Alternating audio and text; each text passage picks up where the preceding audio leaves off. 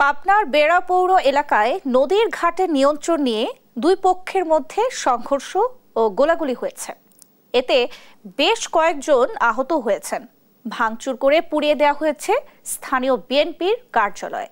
সোমবার দুপুরে বেড়া পৌর এলাকার বৃষালিখায় এই ঘটনা ঘটে। জানা গেছে, আগে বৃষালিখা ঘাট নিয়ন্ত্রণ করত আওয়ামী লীগ নেতাকর্মীরা।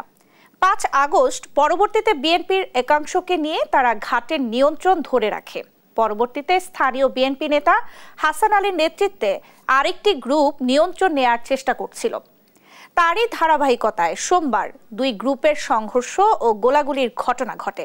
এ বিষয়ে বেড়া পৌর বিএনপির সভাপতি বলেন, চাঁদাবাজি গ্রুপের সঙ্গে নামধারী বিএনপির মধ্যে এই ঘটনা ঘটেছে। বেড়া মডেল থানার ভারপ্রাপ্ত কর্মকর্তা জানিয়েছেন, বর্তমানে সেখানে পুলিশ ও সেনা সদস্য মোতায়েন রয়েছে।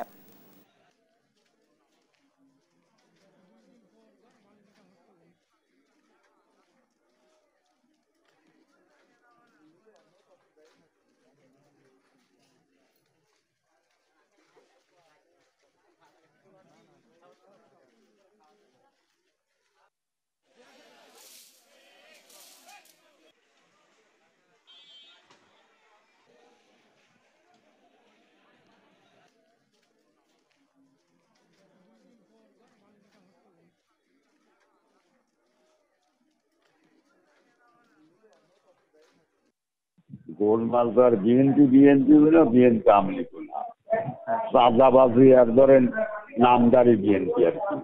এখন তো চাঁদাবাজি তো ধরেন কারা করতেছে, এই লেগে তো খোঁজ খবর একটু কম করে রাখছি।